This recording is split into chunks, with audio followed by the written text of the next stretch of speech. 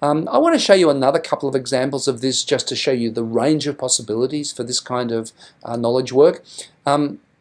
This here is a project with the Norwegian Red Cross, where we actually had 3 groups of paramedics working on the problem of paramedic services and paramedic work in crisis situations and in dangerous situations. So, for example, what is it to be a paramedic during the Ebola crisis in West Africa? What is it to be a paramedic in war zones? I'm assuming this here may be Syria or maybe northern Iraq. I'm not an Arabic speaker, so I can't really tell. We've got our rubric over here on the right.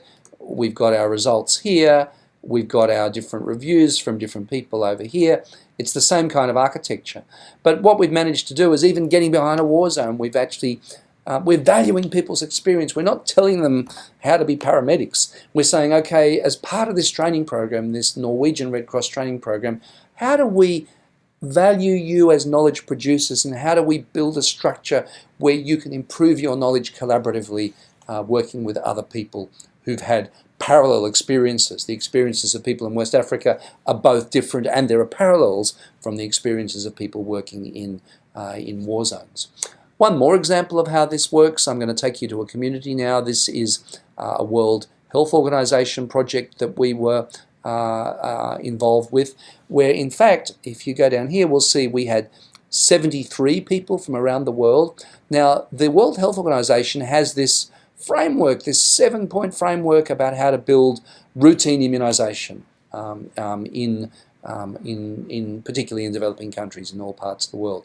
And what they could do is they could go out and they could show their PowerPoint and they could give training sessions where people sat and listened to the trainer and whatever. But what they decided to do with Scholar as a kind of a learning experience was to use the creator space and to build peer-reviewed projects about how routine immunization is implemented in different countries of the world. And as a result of this, there were actually 47 published works that went through the peer review process in Creator.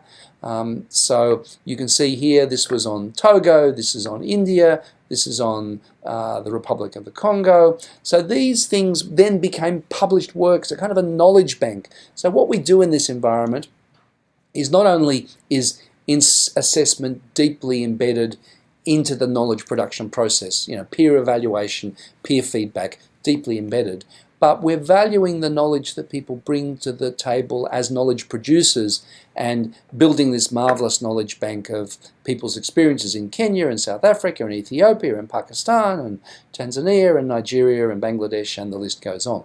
So again, it's this idea of collaborative knowledge production which underlies this kind of approach.